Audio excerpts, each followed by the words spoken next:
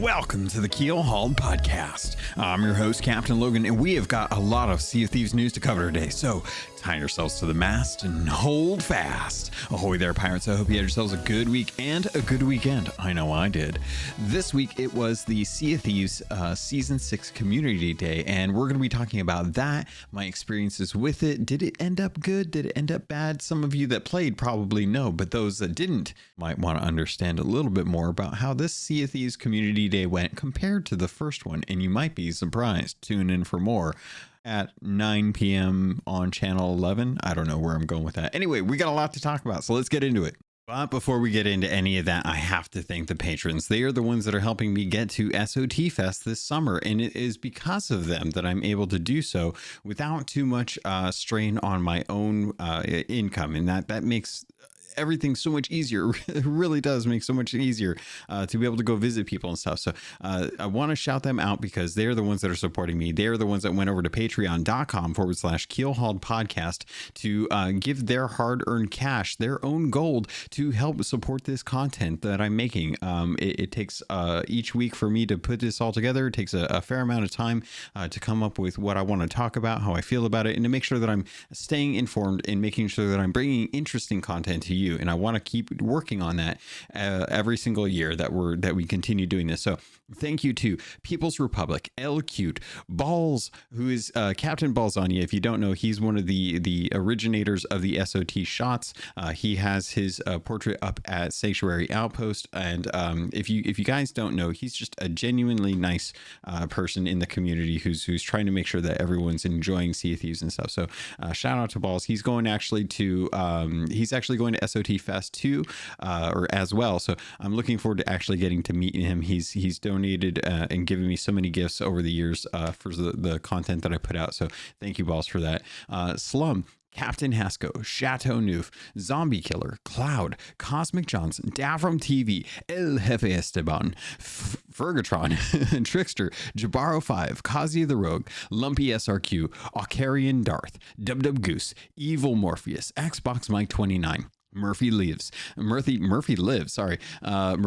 Mutinous Max, Regis Stella, Rust Belt Kid, Norwegian, Skinny Matt, Scum Melt 666, Strange Stan, Tarnished Film, That Kilted Guy, TN Professor, Real Big Tuna, Uriel Canes, Big Bad Pad, Mina Fairy, Super Pack, Music Me, The Lore Chronologist, Deadeye Dre, Ghost Boy 20, Neon, Evil Martha, Peter Miller, Ruski Doo, Straw Hat Connor, Thor Von Blitz, Windsor Chris, and Zam Wow. Thank you all so much for your support. It means the world to me. It really does. I did not imagine that I would be getting this much support for the podcast. If I did, I probably would have started a lot sooner and gotten the audio under control forever ago. But live and learn.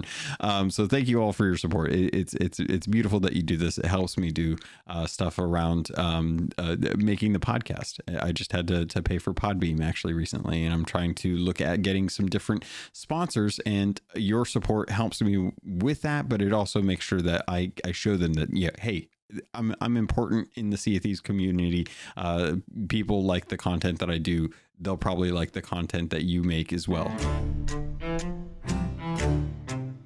We got a brand new update with this season, and we didn't get an event that was either an adventure or a mystery, but we did actually get the Sea of Thieves Community Day. Now, if you remember when they released their roadmap for 2022, and they had listed out some of the different seasons as well as the highlights that they wanted to have for those, each season was expected to have a community day.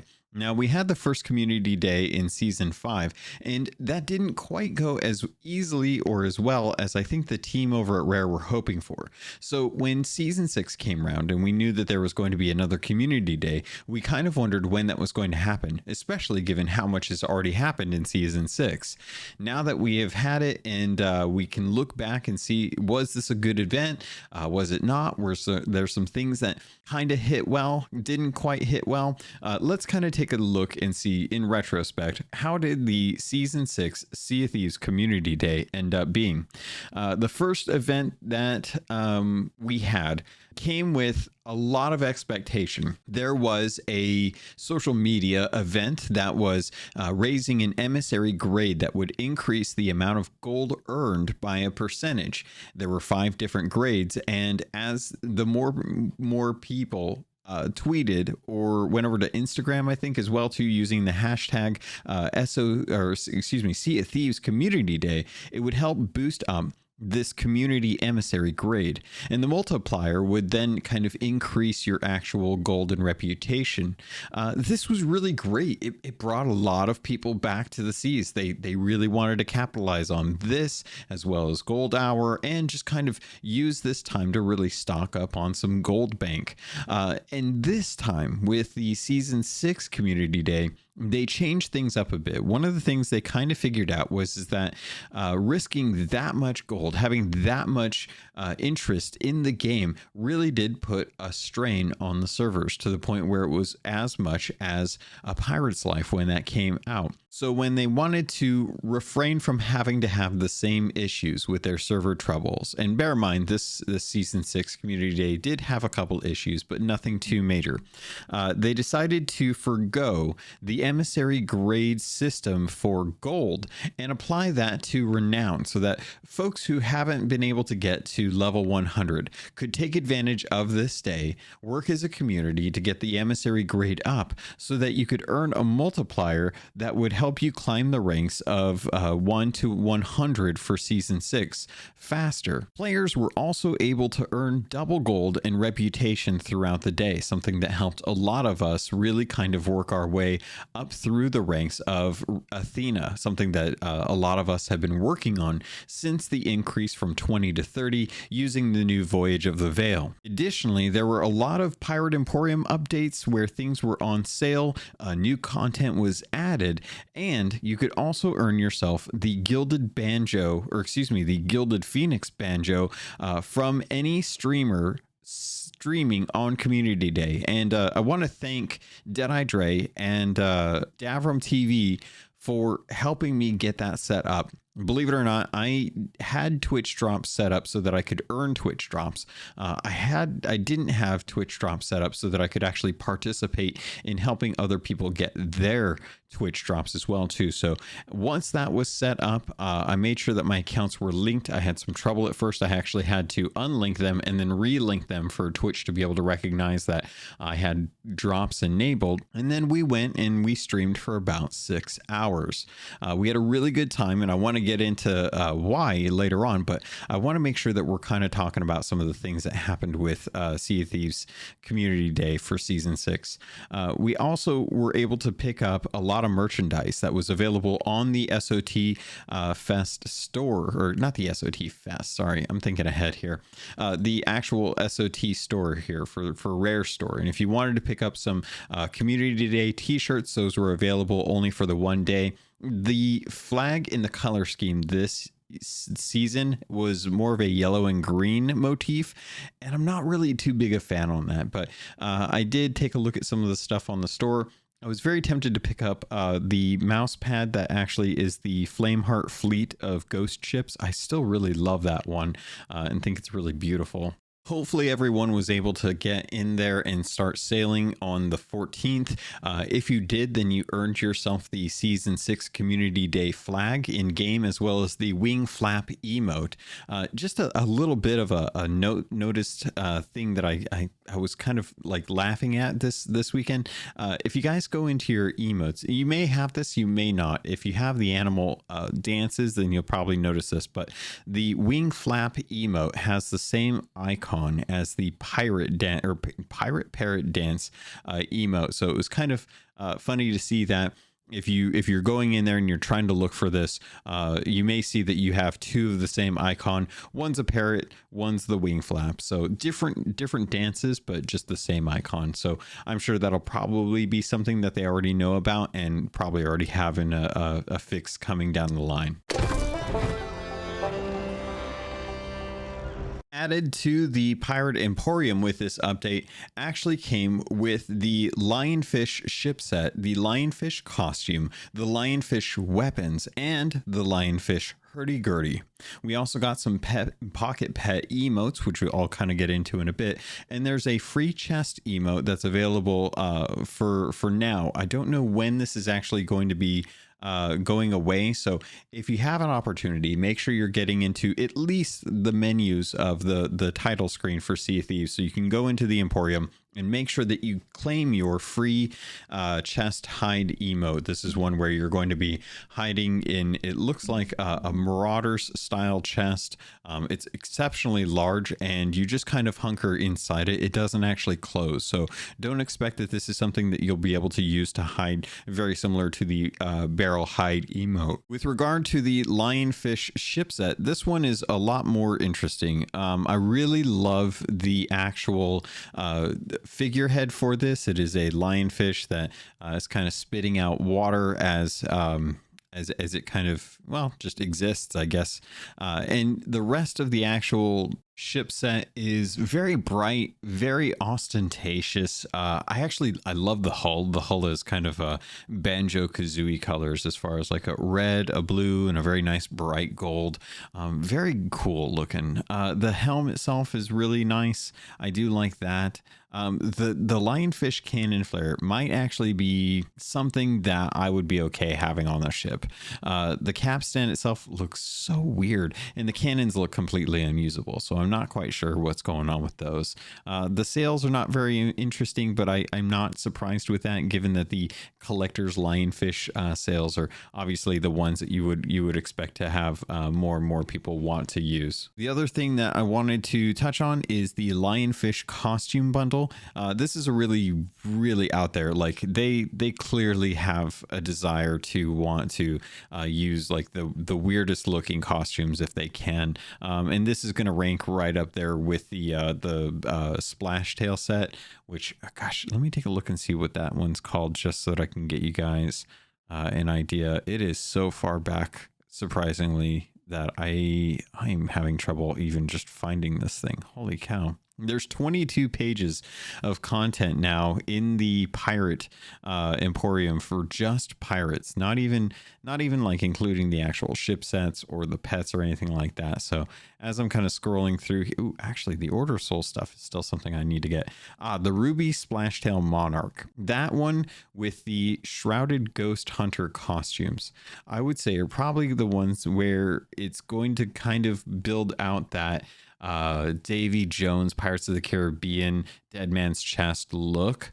This one obviously doesn't make you look like a full fish, not like a full fish. It's clearly like a jacket with some pants and a shirt and some gloves and stuff, even with the one that has the masked face. But the helm itself, or the helmet, or the hat, whatever you want to call it, is very much like a lionfish on top of your head. It's kind of silly looking, but if that's kind of what is your thing, then that's kind of what you're thinking. You're gonna love it. The Lionfish Hurdy-Gurdy is great. I think it's really vibrant. It's pretty. That's kind of what I would expect. And with the Lionfish weapon bundle, those ones are going to be very, very vibrant as well too. I don't know that I would recommend using the flintlock, just because it's going to be tough. I'm obviously partial to the fact that the Midnight Blunderbuss and the Obsidian set, those ones are always kind of like my favorites. But you know, when it comes to the flintlock, it's always got to have that iron oh my gosh, what's it called? The iron sight. Yeah, I don't know why I was blanking on that. So the Lionfish costume bundle, along with the actual ship set, very ostentatious, very out there. I really do like the collector's figurehead. I think that would actually go well with a couple other sets. And given that it kind of spits out water out of its mouth as this giant, beautiful lionfish on the front of the ship, I could see some fun photos with that. The other thing that I wanted to bring attention to is the pocket pets emotes. This is surprising. I really like these.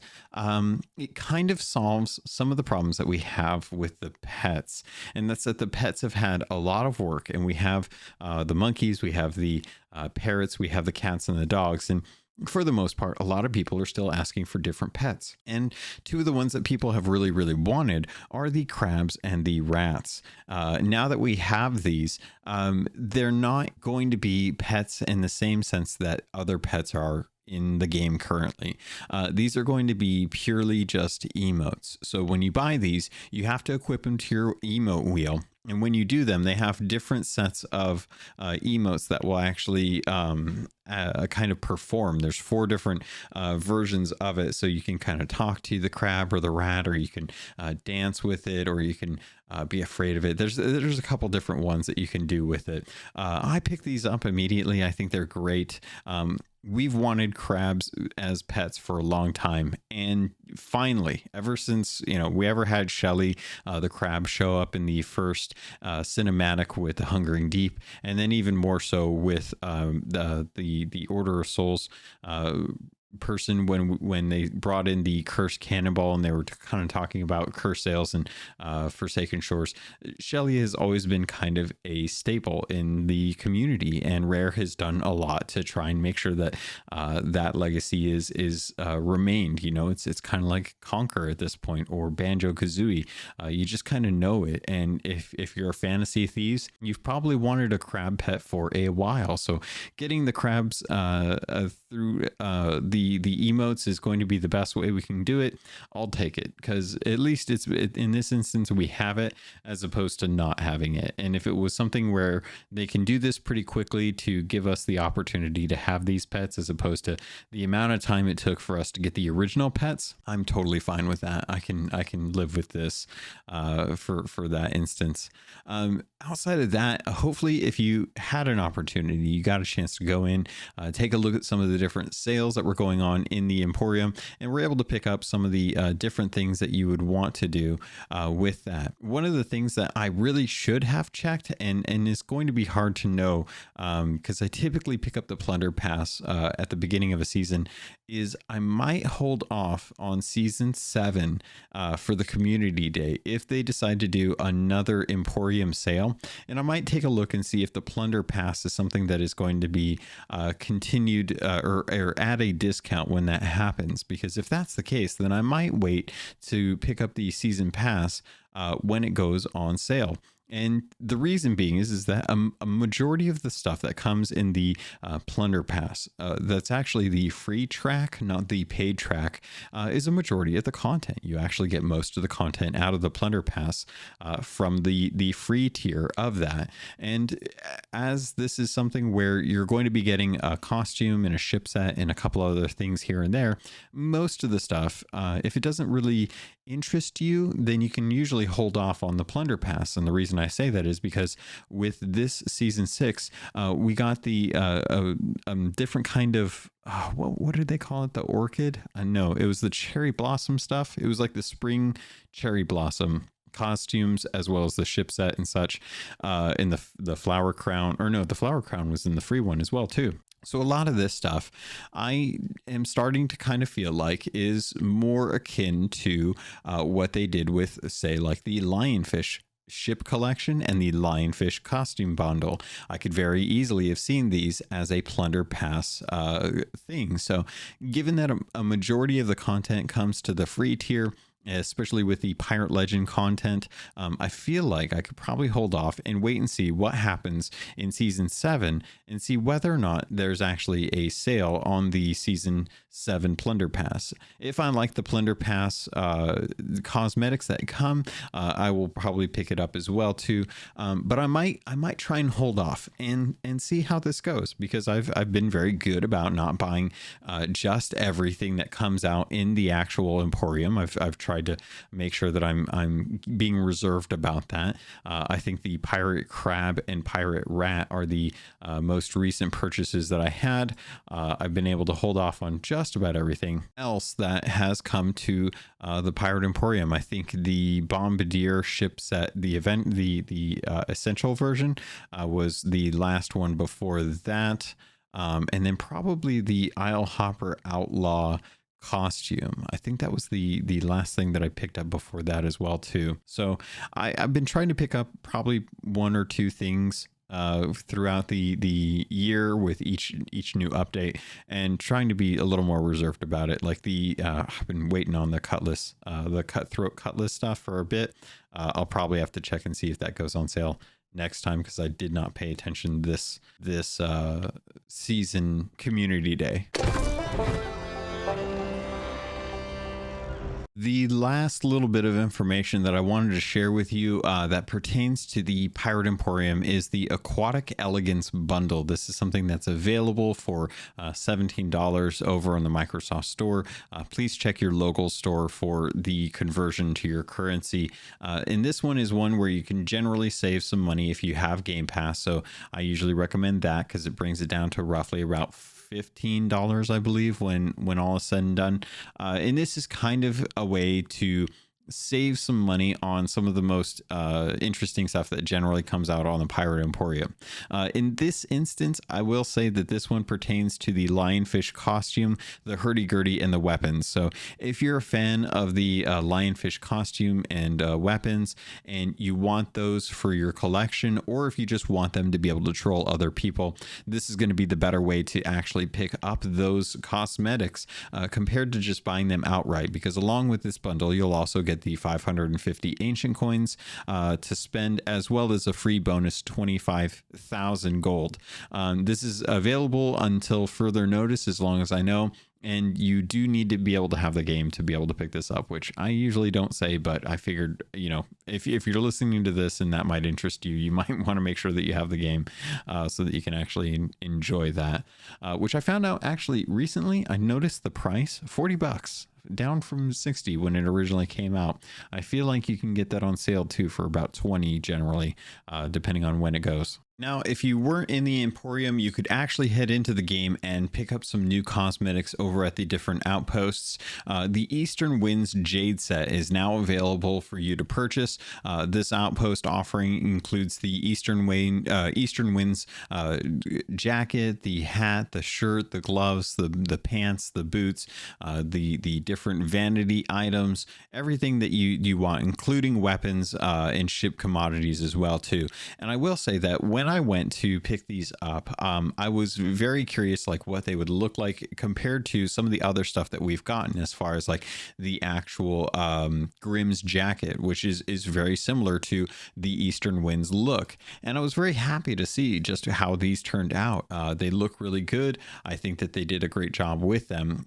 There's a little bit of criticism that I've heard regarding some of the different what's it called, the tones, the hues, and how those compare to the rest of the set. But I did really think that they made a good impact on us having more of like the different varied kind of sets. It was something that we wanted. We haven't had any costume sets for a bit now, and seeing these as well as the weapons in ship components were actually really good. It was nice to kind of finish out that set. We also got the Dark Adventures tattoo set, which can be purchased by Pirate Legends down in the Pirate Legend hideout. This is going to be alongside the rest of the Dark Adventurers set, and is a pretty hefty price. So if you're looking for something else to dump your gold into, that will help out with that. We also got news that because of the Shrouded Deep adventure closing, the Megalodons and the skeleton ships are now in the world once again.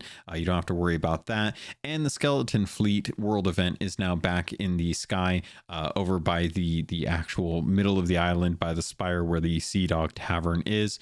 That way you can kind of go work on those skeleton ships if you want. You can also go and make sure that you're hunting down other megalodons. Maybe you'll get lucky. Maybe this kind of resets the thing for this. I know when I went out, I saw 3 megalodons over the weekend. One was a hungering one was a crested queen, and one was a shadow maw. Still need my ancient terrors, man. I still can't ever seem to find any ancient terrors. But for the most part, I will say that a lot of the megalodons that people have been seeing are just the regular ones. There was some interesting news that came as a result of the stream that I did that I'll get into in a bit here. But it's kind of interesting to think about like what's going to happen now, as far as like the chronological time where we're at after Shrouded Deep and the actual Shrouded Ghost. Like what does that mean for the game right now? So I'll get into that in a bit for sure, but I wanted to make sure that I was kind of staying on topic as far as the actual updates that came with this patch. Morrow's Peak has had some changes to it. Morrow's Peak Outpost is now going to be a dormant volcano. They've talked about how they aren't going to be in having any kind of encounters with it exploding. The timer on this was already pretty long, so it wasn't too often that you would have to worry about Morrow's Peak Outpost actually erupting, but for the time being, that's not going to be something that actually happens. We also had some changes to all of the outposts. There's been some further work with the docks. Now there are wheelbarrows that have a purple cloth folded up nicely in those, and the most of the masts that have been leaned up against the rocks and stuff has been moved. So we're continuing to get some further updates to the outposts. Whatever or whoever is building stuff over there seems to be making some progress on that, and it'll be interesting to kind of see like how that actually plays out. Like, is that actually going to be the captaincy update? Is it going to be something else? Could it be a new trade faction? But I think a lot of it is kind of leaning towards the captaincy just because of the glitches that we've seen in the game in the past updates that have changed some of the things. Side note, the galleons seem to have the ship name fixed. I haven't seen the cosmetics mess up the actual ship naming. What would that be called? I can't think of what it would be called, like a placard or something, but the ship name little ornament that's above the captain's cabin on the galleon. I haven't seen any visual glitches with that, so that's kind of cool. There was one fix that came in with this that kind of helped balance what we assumed was going to be a bug that they eventually would fix, and that was the Legend of the Veil Haunted Islands balancing. Brigantine and galleon crews will now encounter additional phantoms during the Haunted Islands part of this voyage when compared to solo and duo crews. It was really easy as a galleon, so I think that's why people were able to kind of push through that as much or a lot faster than other crews were able to. It felt like we had kind of this balancing with some of the tall tales and stuff, so I'm glad to see that they kind of changed that up. Lorena is once again offering the barrel disguise and rolling dice emotes if you missed those. When caught in an explosion radius of a firebomb while aboard a sloop, players should no longer be knocked back. When players attempt to deliver treasure to an incorrect location, the supporting tooltip now clearly displays the correct location. Players can no longer find pondies near sea forts, which is a bummer because that was really nice. It was like a little area in there. Not that I did it, but it feels like one of those things that should be there. When using the disable controller input on PC option, controller input will now be disabled entirely and no longer remain available in the menus. That's kind of funny now that I think about it. What was some of the other things? Let's see. We covered the skeleton fleets. We covered the Shrouded Deep and the Megalodons. Sirens encountered below the waves will now leave longer pauses between uses of their abilities to give players more breathing room between attacks. They also changed the balance on the grade emissary gaining or earning for larger crews. Those should now be earned at the same rate as regular crews or sloop or brig crews, I believe. I'm trying to think if there's anything else that was really kind of noticeable, and I can't think of anything off the top of my head. Cannons are still borked in some cases where you'll just fly backwards instead of flying out towards someone. The storm is broken again. There's now a desync between the storm being near the spire, near the Sea Dog Tavern, and the storm actually roaming around. Now you've got two storms that are kind of out and about, which is always a bummer. I heard one the other day that was a weird bug from a buddy who said that they were underwater, and when they got back on board, they started taking damage, and the only way they could not take damage was if they were in the water, which feels like someone's drowning, but drowning from air. And the only way to get out of the drowning animation or the fire animation, whatever it looks like when you're taking damage, is when you actually go into the water. So that seems crazy. I have no clue what's going on with that one.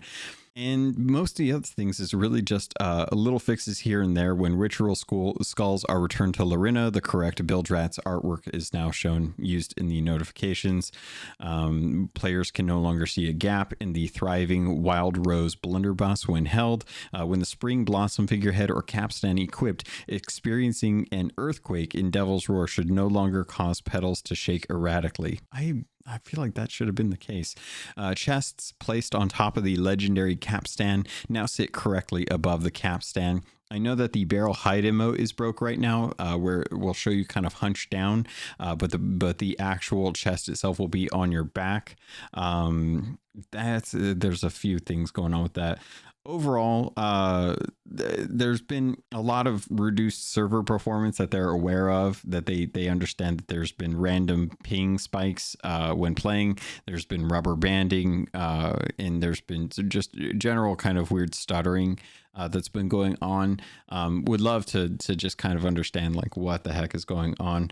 We're getting these downloads and stuff for the game that are pretty significant downloads, which obviously is them pushing assets into the game. But man, like I don't know what's been going on. Like, and right now, personally, like my client has been crashing when there's too much activity going on. Like my game will just completely crash, and that's actually like the Microsoft Store installation of my PC client. Works fine on console, haven't had any problems there, but I'm tempted to switch back over to the Steam client just to see if that's more stable at this point. Ahoy there, pirates. This is the ad for this episode, and I did want to let you know if you wanted to avoid these and just get a regular filler, you can head over to the Patreon. There's a special feed just for patrons that get the ad-free version. If you want to keep listening, though, I can't say I blame you, because this week I want to let you know about Loot Crate and getting 15% off of most crates and crate subscriptions when you use the link and code RobotsRadio in the show notes. Also, you can head over to audiobooks.com, get your first 3 audiobooks for free, and that can include any 2 VIP books, or use the affiliate link for Green Man Gaming. If you're a PC gamer or you'd like to save money on games, it's one of the benefits of being a PC gamer. Head over to Green Man Gaming. You can get codes for Steam, Epic, any of the different stores that they have deals going on. They have deals going on all the time, and if you plan on buying there, please consider using our affiliate link. All of that goes straight to me through the network. Thank you all so much for everything that you do to support this podcast. It means the world to me, and I continue to try and improve the quality and the content for you. With that, pirates, let's get back to the show.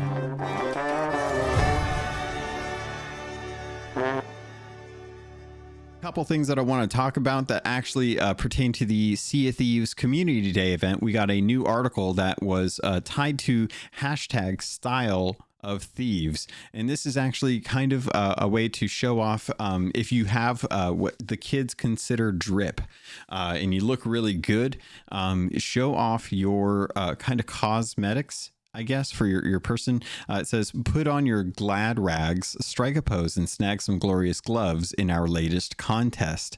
The Sea of Thieves is awash with pirates dripping in style, whether it's our own social platforms or our dedicated Discord channels. We've seen so many model marauders strutting their stuff down the wooden planks runways in the name of fashion. And we felt it was about time we shone a spotlight on the seafaring stylists among you. We know that from funny blue hats to gold emblazoned sails, you pirates love an exclusive accessory to reward your antics. So we've raided our wardrobe to offer up a bespoke addition to the ever-growing range of blue and gold offerings, the Fashionistas Finery gloves.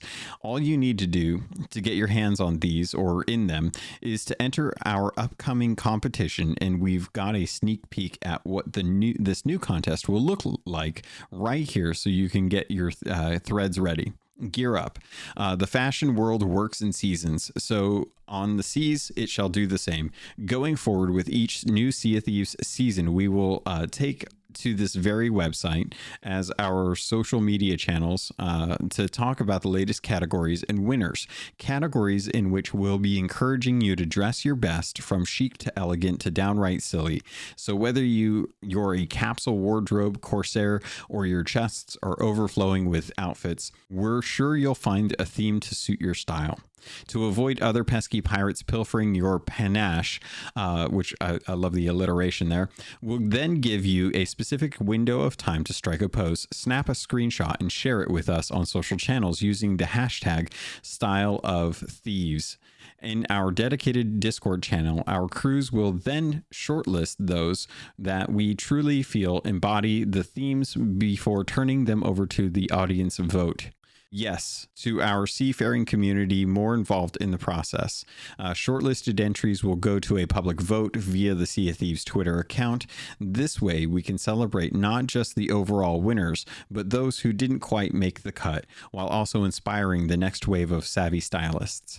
To really let the clothing do the talking, we'll only be awarding the prize to individual pirates unless a theme specifically calls for a crew. And we want to see you flex your creative muscles, so no costumes on the catwalks. Spy the Loot is the next portion of this, and it says, a sucker for our current contest colorways. We're adding to our tangentially connected cosmetics the hashtag Be More Pirate hat of unfeasibly glorious fame, and the golden hour sales of hashtag SOT shot will with some more blue and gold for the winner scoundrel's wardrobe. Whether you've already nabbed yourself the other prizes and you can rock a co-ord, I have no clue what that even references, I'm sorry, or you're looking for the color pop statement piece, the fashionistas' finest gloves are sure to add a flash of glamour to your garb. Keep your eyes trained on our social platforms for further announcements of when our first season of Style of Thieves is set to launch, as well as the category lineup, submission window, and voting period. Until then, why not raid the equipment shops, clear some tall tales for new threads, or peruse some of the sets available to earn via the hashtag SOT gear tag. We'll see your stylish sailors on the wave soon. So to kind of touch on this, I love two things about this. One, they're making it individuals, and two, they're making it a new type of cosmetic. So that way it doesn't conflict with people who got the hats or the sales, but it gives them something unique. I don't like the look of these. I will try for these because I actually enjoy the cosmetics style. When I was doing like what is it? I think it was the fashion week or the fashion contest with Sea of Thieves partner Freyline. When we had John McFarlane, on to judge the contest. I had a lot of good fun kind of digging in and swapping out things to kind of tie into a theme and stuff like that. And that was a kind of tough. But the thing that I like about this is that, yeah, it's a unique thing. You get hashtag Style of Thieves.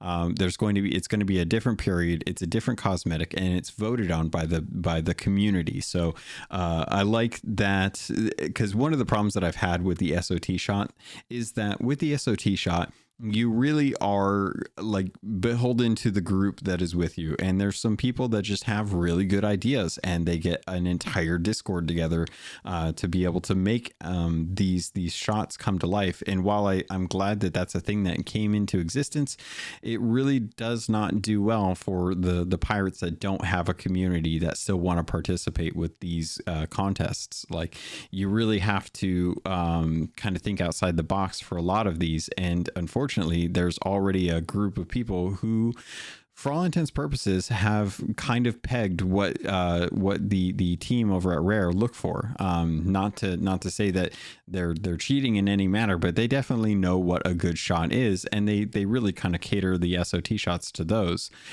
which kind of leads to mimicry on the actual Twitter channels and stuff. So I like that there's going to be a short list, and that the people will actually get to vote on what they think is the best. So there's a little more of a bigger pool of people to kind of look at cosmetics and say like, okay, well, this one is the one that really, really does do well.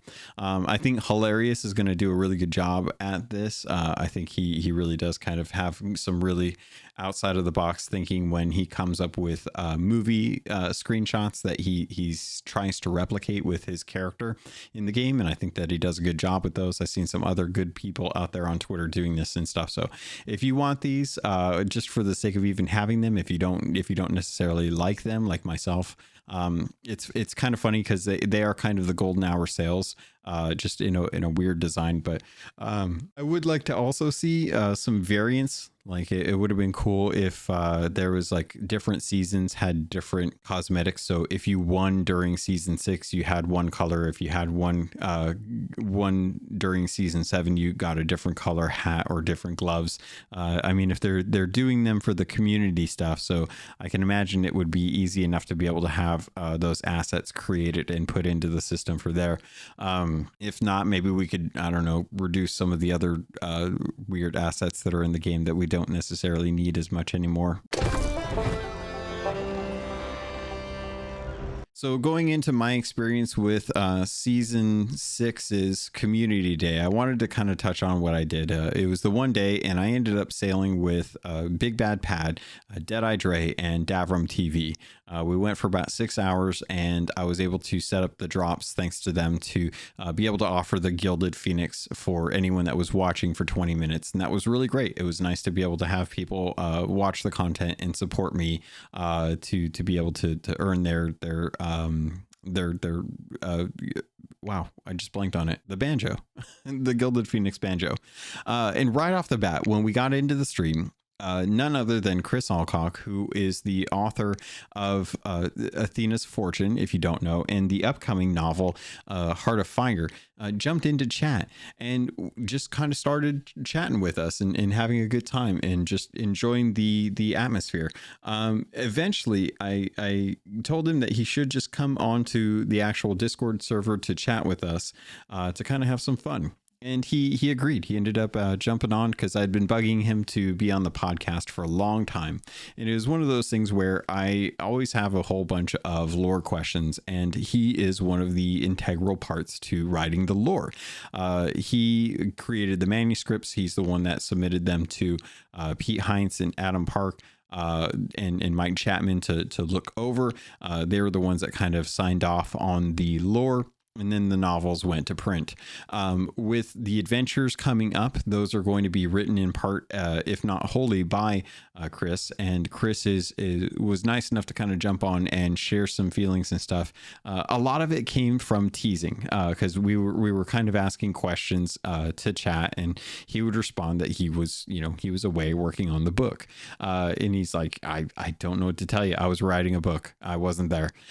So when that got to be enough, he ended up coming on, and he actually was kind enough to let me ask a bunch of questions, even some of the hard questions that I normally would know that I wouldn't get answers to where some of them I actually did. So of that 6-hour stream and the conversations that we had, I went and listened to all of it this weekend and pulled out some of the interesting questions that came with actual answers, or as best of answers as we could probably get. So Chris actually pitched both of the books to both Mike, Adam, and of course Pete, and they signed off on them. And it was kind of nice to hear that Chris didn't even have to kill any of them and reclone them to get their approval.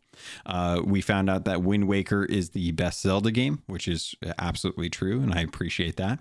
The Heart of Fire books are actually off to the printers right now. If that wasn't something that had been expressly said, the manuscripts are signed off on, but the manuscript itself is actually off to the printers. So those are due out on I believe the 3rd week of August. And there was a question, I believe, to Titan Books on Twitter about signed copies. Unfortunately, Chris is not involved with signed copies, and there hasn't been anything announced for those. So if you want a signed copy, you're going to have to find out where he lives and send him a box of chocolates, maybe some Nutella, or I don't know, maybe something else. That would kind of coerce him out to be able to come sign your copy. We found out that the Golden Sands blog post, who normally resides at Golden Sands Outpost, is actually renting space over at the Sea Dog Tavern. Thanks to Dre for that update. And the book is finished, and now he's actually working on the Adventures and Mysteries. I talked a little bit about that. I'm just working through my notes right now because, of course, I take notes, very explicit notes, as I'm working through the podcast. One of the questions, let's see, of all the questions I asked during the stream, a majority of the answers was I was doing a book. One of the questions that I did ask him is the gold hoarder gone forever? And he gave a really good answer to this. And I'm going to paraphrase here to kind of make sure that I get the gist of it for you, because most of you probably understand what's going on with the game. But he expressed how ideas are more powerful in the Sea of Thieves. You know, like a banana is not just a banana. A banana actually heals you for more than like they actually should. And all of it is kind of empowered. So when you embody an idea as powerful and as much as the idea of greed, then something like the gold hoarder, while you can defeat him, as long as the idea and an expression of greed exists in the world, there will always be a way for that idea to kind of congeal or come back as the gold hoarder. So while he is gone for now, he's not gone forever. So I asked, who do the gold hoarders actually work for if he's dead? And Chris responded with a really, kind of informed a response, saying that the gold hoarders themselves don't actually know like when the gold hoarder has been defeated or not. They are always kind of in service to him. So whether he's dead or whether he's disposed of or whether he's present, it's not like they stop delivering gold to the gold hoarder. And that's just something that will continuously go on until I guess the gold hoarder releases them of their service. I then move on to ask, in the cinematic for Adventure 2, Wanda was seen with a crew. Are those people named the Maiden of Sorrow like I think they should be? And why were they sailing out to the seapost when the Dark Brethren Court were going to be put on hold till the end of the year, according to Mike Chapman? Unfortunately, this is one of those instances where there is no name right now for the crew that Wanda has with her. I can't remember what he pitched, and I didn't write it down. And I feel like an idiot for not doing that. But I remember he had pitched something to the name of the Dark Sisterhood, and I'm looking forward to when they actually name the crew that Wanda has, because I feel like there's a bigger story there. I am definitely bummed that Mike had talked about how they were planning to kind of put on hold the whole Dark Brethren Court thing until closer towards the end of the year, when Steve Dillon's season comes in and kind of helps kind of wrap up the story with Flameheart, if that's what they intend to do for sure, and nothing changes that. So we didn't really get an answer as to why Wanda was there. I still really don't understand, like, what was the point of her going there? She didn't rescue her sister. She seemed annoyed with what Flameheart Jr. was doing. And I guess at this point, we're just going to have to wait and see what happens in the future with those characters. So I imagine Flameheart Jr. specifically will probably continue to be in the story. But with regard to Wanda and them, there's been some interesting changes. For example, Lissetti and DeMarco are currently MIA.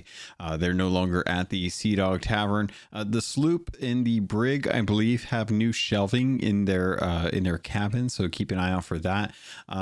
Everything is kind of pushing towards a couple things. One, captaincy, which I think is actually going to be a thing. I don't entirely know what it would be outside of just naming ships, but it seems like they're trying to do stuff with the actual ship, which is kind of nice. And then, of course, they've also got the eventual Flameheart story that we're working towards, which I do believe will end up being a war between Athena's Fortune and the Reaper's Hideout. I'm very curious what would actually become of that, because if they're willing to lock story in with the Voyage of the Veil, will they do the same thing with something that is just the Reaper's Bones and the Athena's Fortunes fighting? Because I can't imagine that they would take those out. So I'm very curious, like, what do they actually do in this instance? Are they actually going to make some notable changes to the game and to the story based on the outcome as a result of this? Or will it just be up to one or two like choice things that happen for Pirate Legends, akin to what happens to Golden Sands Outpost? Very interesting to kind of find out what that is. And we're still kind of waiting on what's going on with this first story. We also found out, thanks to Chris, that the Shrouded Ghost is actually General Scales. Dre mentioned this and he didn't deny it, and that the crazy guy at the Wild Treasure store had been mentioning a dragon. He stated that he didn't write it. He has no idea. The first job that Chris had when he was actually writing was for Cameo. Didn't know that. Cameo, one of the few games at Rare that I have not played that was post Donkey Kong. I asked, what does Mike Chapman smell like? Chris says success. Dre comments and thinks that Mike smells of new and interesting scents each season. And I'm trying to think if there was something else. Let's see. There is a real community flag, and it's $30 in the Rare store, but it's only single-sided, which I'm very surprised about. I asked if the Servant of Flame is a puppet. This is something that I've asked, as far as like being a golem that people or that powerful creatures could kind of like embody and use, as far as like being able to control this puppet whenever necessary, in that it was a vessel for a soul like Flameheart Senior. That was denied. That is not the case. I asked if Bell is the warrior that helped the ancients. Something I've been kind of wondering about, like what's going on with the warrior, like who is the warrior? And Chris actually kind of broke this down in a way that I did not anticipate, and said that the warrior is kind of like a class or a title, and that the great warrior was such an amazing and revered person that they were immortalized as a constellation in their death, and that future ancients would actually pick up the mantle, and including the warrior from the Sunken Kingdom. If you remember, in the Sunken Kingdom, there's that one that you get the voyage from Larina, and you wander around, and then eventually you open up that tomb, and that tomb was the curse of the Sunken Curse, or was it Sunken Curse? I think it was the Sunken Curse, but the one that makes you look all kind of weird and like you rolled around in some paint. And that was a warrior. It was not the warrior, and there is more than one warrior apparently. So it was kind of interesting to find out that the warriors were not always the leaders of the ancients. In fact, it wasn't like a thing that they were the highest. It was just they happened to be the best of the best. And the thing that I can kind of point to and say, like, this is kind of what I can equate it to help understand is, in Halo, there are the arbiters. The arbiters are usually chosen to during certain times to kind of pick up the mantle and lead the covenant to victory or die as a result. And it's kind of in the instance of, I think, Halo 2, and I could be a little bit foggy on the lore here because I'm not the best person to be asking about this, but effectively it was the arbiter's punishment that he didn't kill Master Chief, and that he was given the title of arbiter, and then more power over what was going on. So essentially he was revered, and every arbiter that's ever been an arbiter has died, and that's kind of been like the well, if you don't succeed, then you die, and that's kind of what we want as well too. So that's kind of the role here. But in this instance, it's a little more revered. There are times when the ancients need to call upon someone to become the warrior, and then the warrior will be kind of the avatar for the ancients. So really kind of cool. I'd always been kind of confused about how all that worked, what it meant. To have him kind of break it down was really awesome. I asked if the first mystery was about Ramsey's death, and he said that the first mystery is a mystery, and that some mysteries can be of people that are not dead yet, and that he didn't want to spoil anything for me, which means that it's probably impending. I asked, when are we going back to the Shores of Gold? And he said that it all depends on when it works best for the story. And I'm paraphrasing on some of this. And I said, well, I would love for Stitcher Jim to be a part of that so that he's relevant again. And Dre commented that he thought Stitcher Jim would like that as well too. There was a huge amount of Harry Potter references in our conversation. I really loved the one reference where it was Chris Alcock impersonating Dobby the house elf as a free pirate retrieving plunder for his master, because the voice he did was perfect and I absolutely loved it. One of the biggest things that came from this stream actually pertains to a bug, and I'm ashamed of myself for mentioning this in the middle of the conversation that I had with Chris, because this really should have been when I was actually covering the patch notes for this update. But if you do one of the voyages of the Veil, be aware that if you dig up the chest that has the Veilstone in it, and then you rebury that chest, it ruins the voyage. You can't dig it back up, open it up, take out the Veilstone, and put it in the vat into the mask the way you normally would if you had never buried it. So word to the caution, or word to the wise, I guess, and in a cautionary tale. Don't we know the thing about like not voting on a tall tales because it will override the Veil of the Voyage.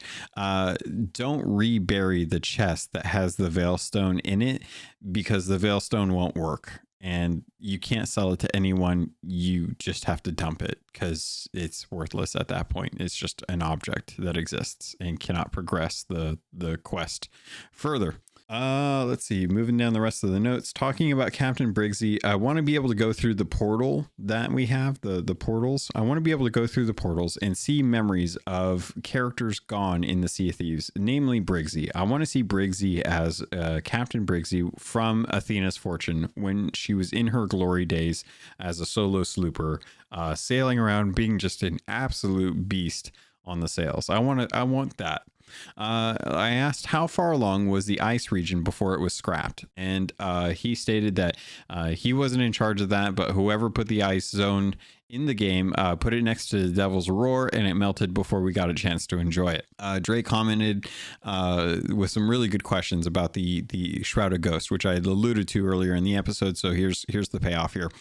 Is the Shrouded Ghost still out there? The answer to that was yes, because as you know, at the end of the Shrouded Deep, we killed the Shrouded Ghost and took the mask of the Veil out of it to be able to hold on to it so that we could control where we go to and from with the actual portals and stuff, because obviously Calypso is not going to just open up the portals for anyone for any reason. And then he asked if or they technically Dre asked if the Shrouded Ghost could still travel between worlds, and the comment was no, but there was a little bit of a joke there that was like, obviously it's able to travel between multiple realms, but those realms are not the Sea of the Damned and the Sea of Thieves. Now it is the Sea of Thieves and the Sea of Sausages, which I thought was funny. This does not mean that the Shrouded Ghost will have a higher chance of spawn, though.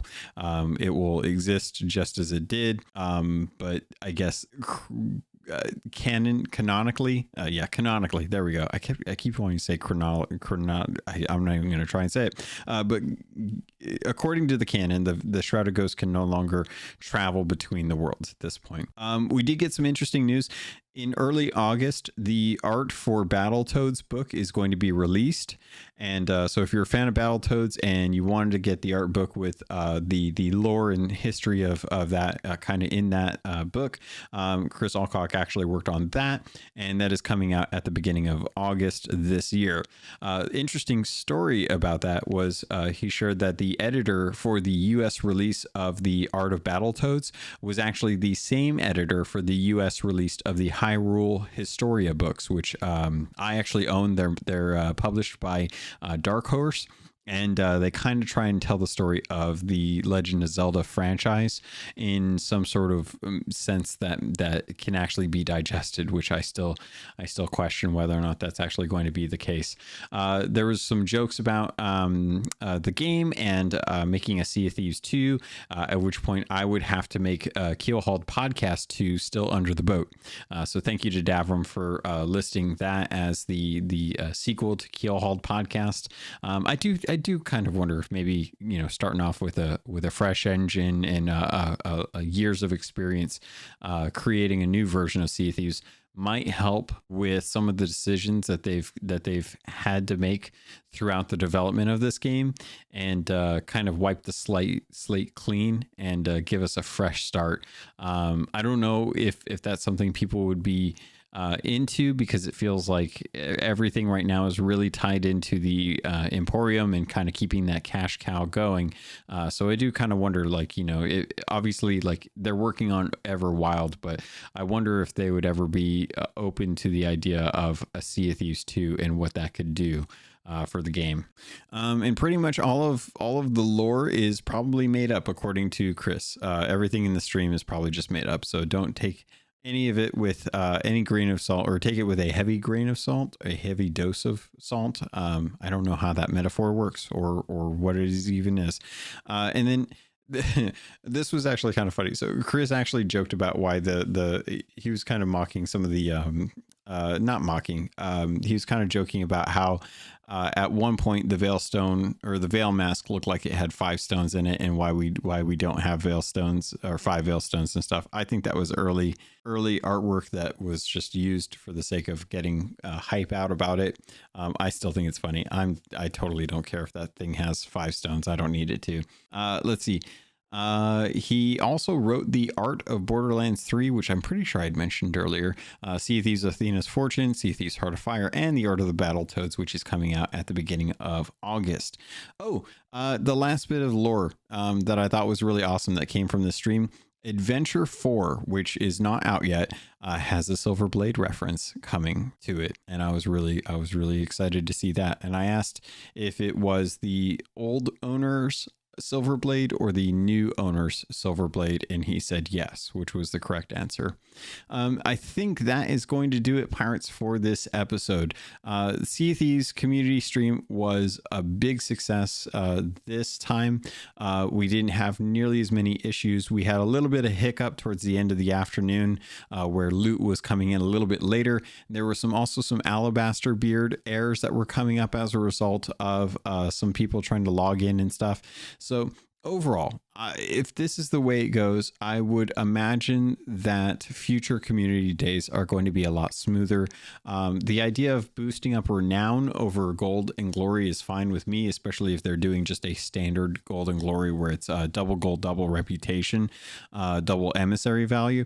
I'm fine with that if it helps people get to the end of the season pass, because I tend to wonder if that is something that people still have trouble with due to the lack of time spent on the seas, which, is partially a choice, partially not a choice. Some people don't have the time for they're working on other things. Some people don't have the time just because they have no way to play video games and stuff. And it's always a bummer when people miss out on content tied to a season pass when there are catch-up mechanics available to them. So keep an eye out on the podcast so that you know when these kind of things are happening, so that you can jump in and make sure that you're getting all of the gold that you want.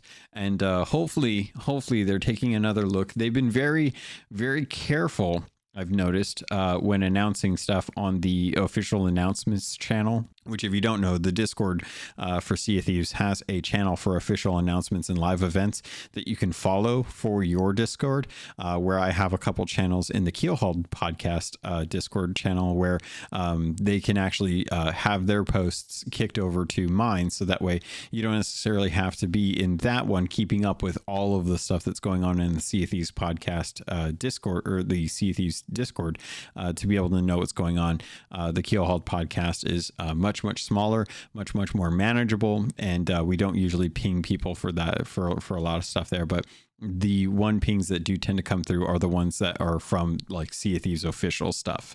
So you can keep an eye on that as well. The Sherpa program still going on as well too. It's been a little bit lighter, but they have been trying to get people set up to be able to make sure that you're able to get in for a time related or time events.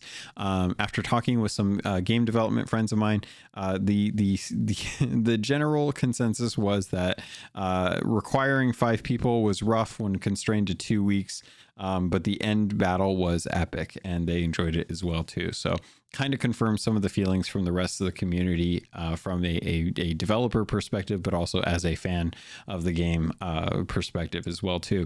I think that is it. I can't imagine that there's anything else really major going on, so I'm trying to keep this short because it's late and I want to make sure that I get this episode out on time, just because there was a lot to kind of review this week as far as the stream, and making sure that I pulled out out some of those nuggets of lore goodie. So thank you to Big Bad Pad for setting up the opportunity to play with Deadeye Dre and Davram TV and myself. As always, it's great to do that on stream. It's even better when we have a lot of fun, and we typically do. And we try to do that every Saturday when possible. Obviously, like, people's schedules get busy and they have other priorities. So we don't always stream on Saturdays, but when we do, we usually do it around 1 p.m. Pacific Standard Time, which is 4 p.m. Eastern Standard Time and 9 p.m. British Standard Time. Unfortunately, I don't know what that is offhand for Australia as well, too. So I apologize there. And yeah, it's been really, really fun to be able to do that. We don't always get to do that. Other things that I can tell you guys about, SOT Fest is going strong. The flights are booked, the hotels are booked, plans are in place. I'm going to be going there for the after party as well too, so I should be in that area for most of the weekend. Other than that, I'm going to be out doing seeing the sights in London, seeing as much as I can, just because it's my first trip out there. A lot of you have done such an amazing job of helping support me for this, to be able to go out and do this. It's just been amazing. It's been absolutely fantastic. So thank you to all of the gold hoarders who I will be speaking with next week. And actually, let me double check and make sure that's actually the case. Let's see. No, next week is not the gold hoarder episode. The 28th is when we'll be recording, and the gold hoarder episode will be going out on the 30th of May. Next week's episode, no plans for that. We'll have to see what the heck actually comes up. But if you enjoyed this and you had a good time with it, I would greatly appreciate some support over, especially if you can't support me monetarily. I totally understand. There's another way that you can support me. You can either support me over on YouTube with a like and a subscribe. You can support me on Apple Podcasts with a review and a 5-star rating. You can support me on Spotify with a 5-star rating. There's plenty of ways that you can kind of share the podcast and let people know what's going on. Heck, if you listen to audiobooks on Audible, you can find me on there as well too. But most people are kind of through Apple Podcasts, YouTube, and Spotify. Those are like the main ones right now. So if that's where you're listening to me, thank you so much. I see the analytics for it when I check into that stuff once in a while, and it's always positive to see folks kind of listening to the show. Even if you're not even listening to the most latest episodes, I still see all of the downloads for the older episodes too, that people are still just kind of getting to when they get the time. And I totally understand, because I am super behind on all of my podcasts, but I still try to get in there and listen to my friends and the content they make. And I appreciate that you listen to this content. So Pirates, that's going to do it for this episode of the Keelhauled podcast. So that's going to do it for this, for me, for you. So Pirates, thank you. I love you, and I look forward to sailing with you on the Sea of Thieves.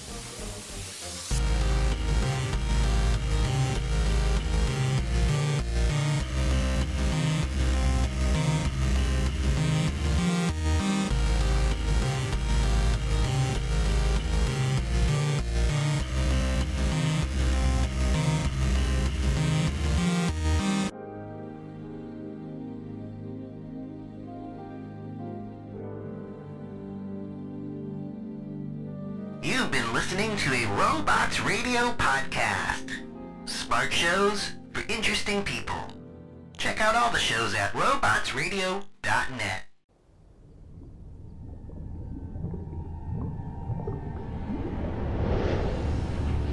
Nominated in New Jersey's Here Now Audio Fiction Festival 2020, it's BioShock, the Midnight Series. Based in the dystopian underwater city of Rapture, witness what it was like for civilians from different walks of life before and after Andrew Ryan's city fell. It's a tale of deception, downfall, and survival.